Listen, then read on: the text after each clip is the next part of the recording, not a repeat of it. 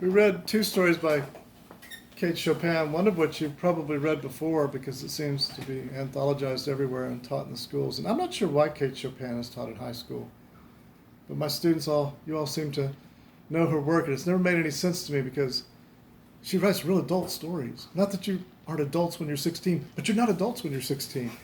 And there's no possible way you could really understand the stories because she's not writing sentimental romance. She's writing stories about adult issues that really can't be comprehended until you've had some more experience in life, for those of you who are like under 25 or 30 or whatever.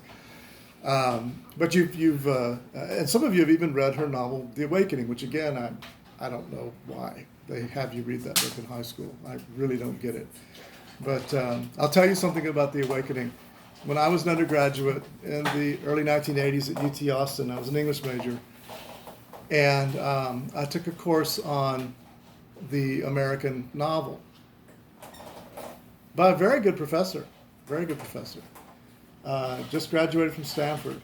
In that class, we read one novel by a woman, and that was The Awakening by Kate Chopin, which tells you something about the difference between what we study today in literature classes and what we studied when I was your age. We read very few works by, in American literature at least, very few works by women writers.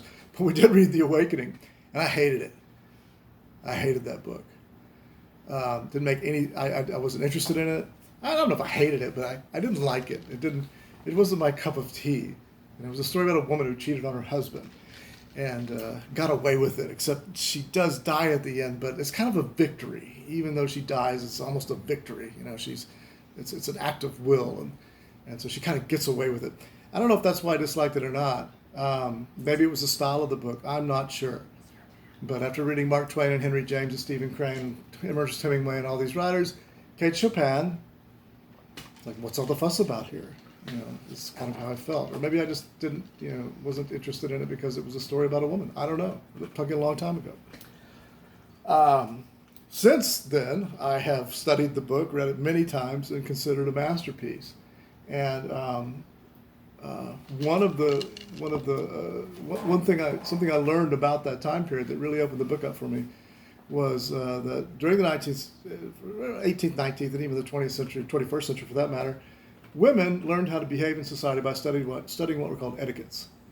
Etiquettes told you what to do in every situation. If you were a middle or upper class woman, white woman, I should say, these things were kind of restricted to that class. So you knew which fork to use at dinner. You knew what kind of a bathing suit to wear. You knew when you were supposed to invite people to a party, how many days in advance. It's a long, long list of things that women were supposed to do. How, were you supposed to look into a man's eyes, for example, when you first met him? Or were you supposed to avert your gaze? Was that proper or improper? When did a lady wear gloves and when didn't she? And so on and so forth.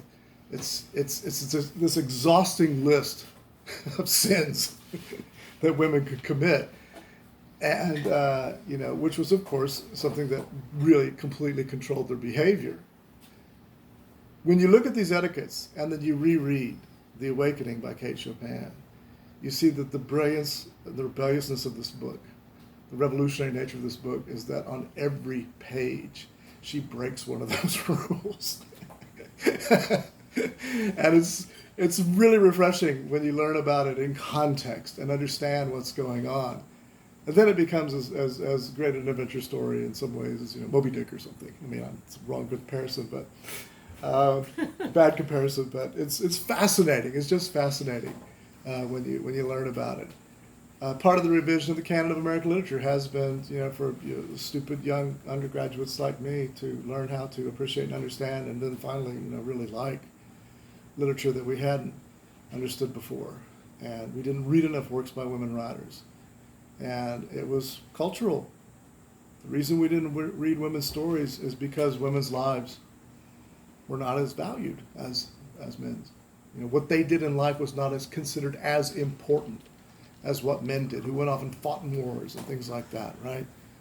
So part of this is a lot of this is actually cultural. A lot of men and boys don't appreciate works by women writers, in part because they've been the culture has taught them that these stories are not as important as the stories of men's lives. Of course, this applies to history, which is the story of men. His story, which is kind of true. It's not where it comes from, but it's kind of true. So that's the big novel that she wrote, was The Awakening. She got into a lot of trouble for it.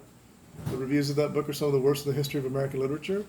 People thought she had gone mad for writing such a book because this woman committed adultery, but did get punished by, she dies at the end, but it still seems like a victory. She doesn't die miserably enough, And the story of the storm. When she saw she had already written that story, when she saw the reviews of The Awakening, she realized there's no way I can publish this story because the woman has an affair and she doesn't die at the end. Now, she does die at the end, in a way, because both of those characters, Alcée and Calixta, the man and the woman, they don't die or they don't really get punished, but they do. They're doomed for the rest of their life to live in a loveless and passionless marriage. So Chopin was way ahead of her time in this respect. She often did more than just create these scenarios of unhappy people. She actually went after the institutions, the societal institutions such as marriage, which made them unhappy. Ta-da. Ta-da.